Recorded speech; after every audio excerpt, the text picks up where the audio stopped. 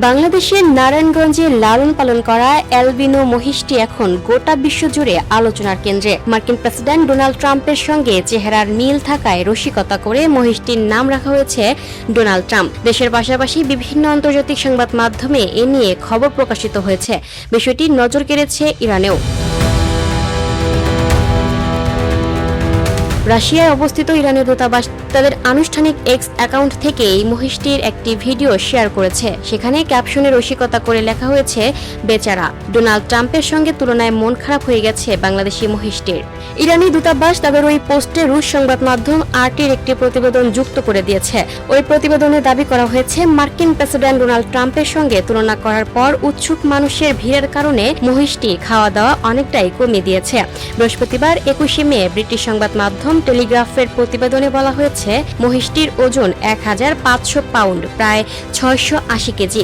সামাজিক যোগাযোগ মাধ্যমে উদ্ভূত এক তারকায় পরিণত হওয়া তারকা এই মহিষকে দেখতে উৎসুক দর্শনার্থীর ভিড় যে লেগেই আছে সে খবরও জানিয়েছে টেলিগ্রাফ।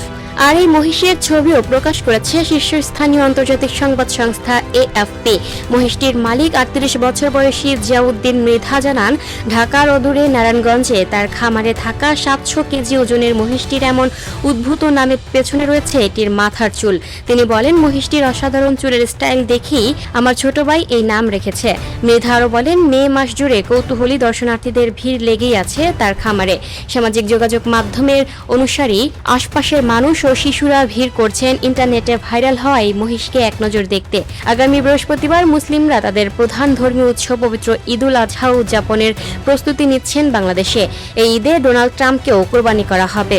4 বছর বয়সী এই গবাদি পশুকে 1 বছর ধরে লালন পালন করছেন জিয়াউদ্দিন। তিনি বলেন, আমি ডোনাল্ড ট্রাম্পকে মিস করব, তবে এটাই তো ঈদুল আজহার মূল শিক্ষা, ত্যাগ স্বীকার করা। তথ্যসূত্র দ্য টাইমস অফ ইন্ডিয়া।